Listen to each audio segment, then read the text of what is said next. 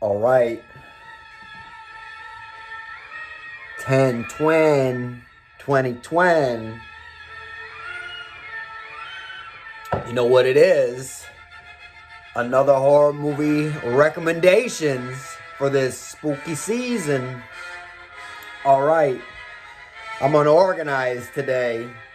So, if you have Netflix, you gotta watch Sinister. It's about Ethan Hawke, and he moves into this house. Is it Ethan Hawke or is it Colin Farrell? One of them dudes. He moves into a house and some sinister shit starts happening. It's really spooky, right? If you have Tubi, you gotta watch Intruder. Now, this isn't the new, 2019 The Intruder, where the young family moves into the new house. They got sold it by Dennis Quaid, and Dennis Quaid is like, I'm still living in this house, fuck you. And he's an intruder in their house. No, this is Intruder from 1988, and it's about this grocery store that's going out of business, so they gotta clean and stock it overnight. But there's an intruder, right, chopping people up.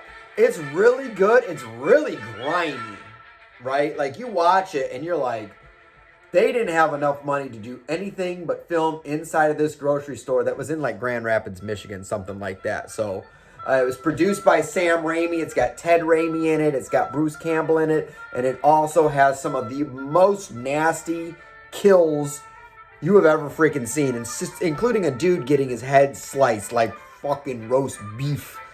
Okay? If you have Hulu, you need to watch the remake of The Pet Sematary. Now look, I know some people say to me, Bud, what the fuck? The remake? Listen to me.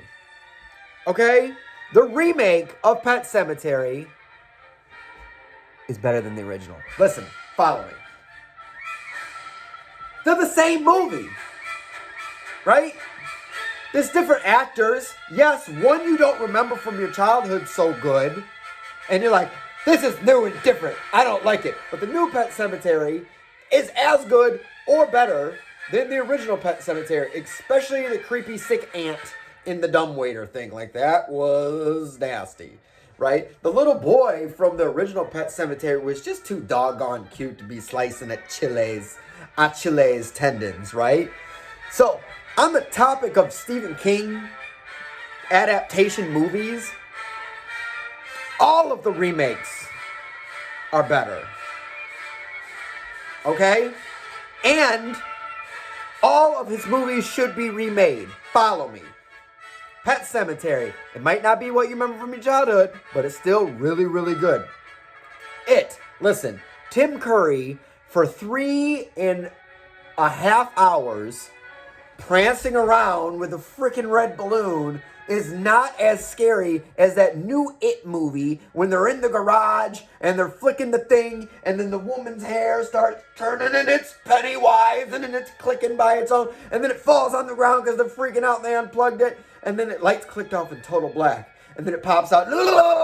He's coming out of the thing, right? Better. Okay? Carrie. The original Brian De Palma's. Right? With John Travolta driving around, right? It's okay.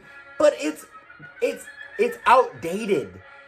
You watch the new Carrie and you're like, this is a classic film that I remember. But you watch the 2013 remake, not the Rage Carrie 2. If you watch the 2013 remake, you're like, oh shit, this is horrifying. And it doesn't have any of the weird dirty pillows nonsense. All of the Stephen King movies should be remade, with a few exceptions. Exception number 1, Silver Bullet. Why should Silver Bullet not be remade? Because it has Nick Nolte, or Gary Busey, drunk as fuck with no lines. He has no lines in the movie. They didn't write a script for him. They're just like, go be the drunk uncle. And he went and be the drunk uncle. So you don't remake Silver Bullet. You don't remake The Dead Zone because, listen, okay, that's not a fucking political movie. It's a love story.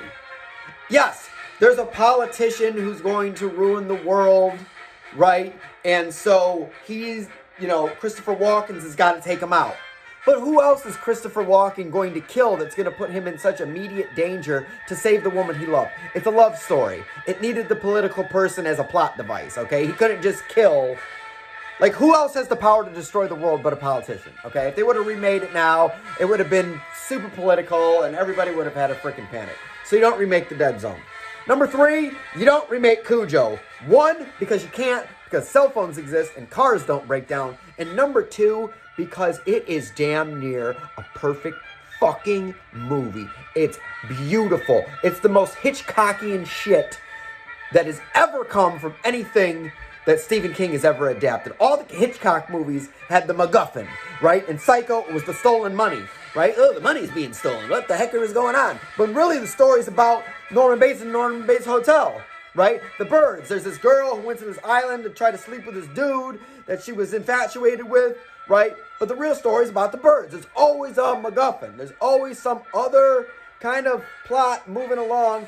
And Cujo has the MacGuffin of, I'm going to get it right this time, Dee Wallace cheating on her husband, or her husband she's cheating on her husband, and that's why they're not the thing, and then that's why he thinks, and then that's all going on, but also she's trapped in the car with the dog. So you don't remake Cujo. Now you might be saying to me, Rob, Bud, whatever your secret identity is that I just spilled the beans on, you're just saying that because you don't like the rest of the Stephen King movies. Listen to me.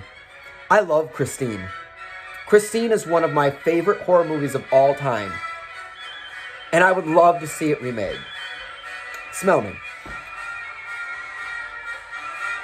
Christine was made in the 1980s. The car was from like the 1950s, 30 or so years ago. 30, 35 years ago. 2020, you go back 35 years, where you at? 1985. Could you imagine a Christine directed by Rob Zombie, right? And instead of that red Chevy, it's a drop-top Camaro.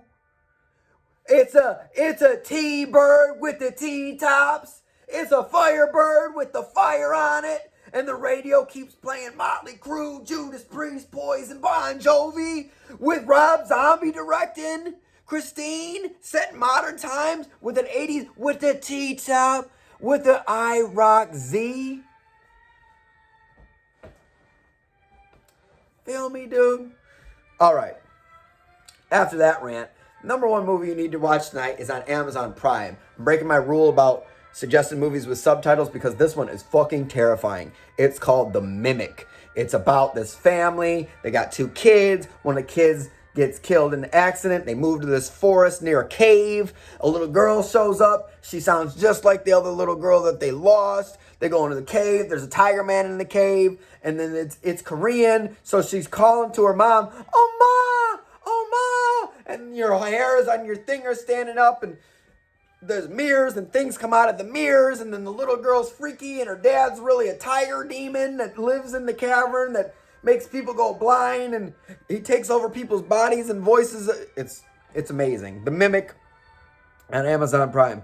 As far as what I'm watching tonight, I'm continuing with like the freaky girls type of horror theme, and I'm watching the Tragedy Girls, which is about these 2 girls. They're like YouTube, and they try to get famous on YouTube or whatever, and then they start like killing people. It's really cool. It's really cool. It's definitely like teen girl horror, but it is very, very, very good. I highly suggest that if you get around to it, you watch Tragedy Girls. Really good. I should have said the movie I'm watching tomorrow. The movie I'm watching tomorrow is the Carrie remake. Anyways, if you have Netflix, to recap, if you have Netflix, watch Sinister with Ethan Hawke or Colin Farrell, where some sinister shit happens. If you have Tubi, watch Intruder, not The Intruder, with Dennis Quaid. Intruder, about the people locked up in the grocery store with the intruder. If you have Hulu, watch the remake of Pet Sematary, not the original.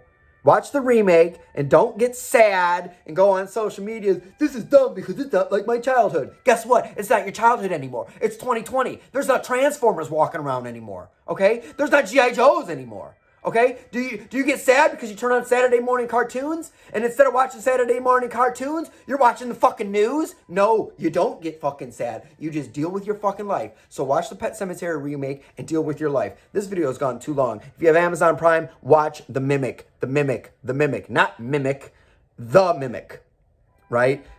South Korean horror. The little girl in the cave and the tiger. Oh, ma! Oh, ma! You'll hear it in your nightmares for weeks.